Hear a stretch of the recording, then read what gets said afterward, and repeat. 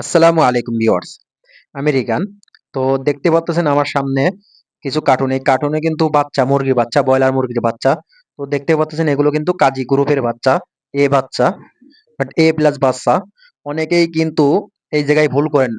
তার কারণ বর্তমান গ্রামগঞ্জে অনেক মহিলারা বা অনেকেই কিন্তু ছোট, ছোট পালন করার সিদ্ধান্ত নিয়েছে। এই যে উপরে কার্টুনের উপরে দেখবেন লেখা আছে এইটা আছে প্লাস বাচ্চা। ঠিক আছে? তো আমি আজকে দেখাবো বোর্ডিং এর ১ থেকে ৭ দিনের যে ভিডিও মুরগির বাচ্চা কিরকম হয় সেরকম দেখাবো। তো আজকে ছাড়ছি, আজকে ১ দিন হচ্ছে মুরগির বাচ্চার বয়স। সকালে ছাড়ছি, রাতে ভিডিও করলাম।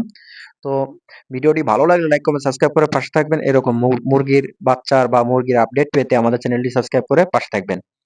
তো মূলত বোর্ডিং এ ছাড়ার ১ম দিন থেকে কিন্তু খাবার পাত্রে দেওয়া যাবে না। ১ম দিন কিন্তু আপনার পিপার দিতে হবে, পিপারে খাবার দিতে হবে। তারপরে ২ দিন পর আপনি পাত্রে খাবার দিতে পারবেন। তো মূলত ১ থেকে ৪ দিন বয়স হলে, ৪ থেকে ৫ দিন বয়স হলে কিন্তু আপনার ১ম ভ্যাকসিনটা করানো উচিত বা করাতেই হবে।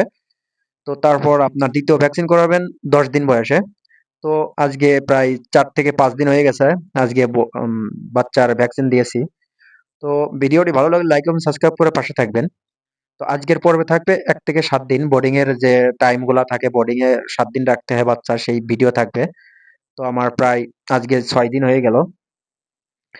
মূলত আপনাদের সব ধরনের বাচ্চাই দেখাচ্ছে সব দিনে। প্রতিদিনের একেক দিন ছোট, ছোট ভিডিও করা তো সম্ভব না। এজন্য একবারে ভিডিও করে আপনাদের দেখাচ্ছি। তো মূলত আমি এখানে রাখছি ৭ দিন পর্যন্ত। দেখতেই পারতেছেন ৭ দিনে কিছুটা বড় হইছে মুরগির বাচ্চা। তো অনেকেই আছে বেকার ঘুরে বেড়াচ্ছে। তারা কি করবে বুঝতে পারতেছে না। তারা আমার মতো কিন্তু এরকম ছোট্ট একটা ঘর করে ১০০ থেকে ১৫০ মুরগি পালন করতে পারেন। তো ভিডিওটি ভালো লাগলে লাইক, কমেন্ট, সাবস্ক্রাইব করে পাশে থাকবেন। ধন্যবাদ।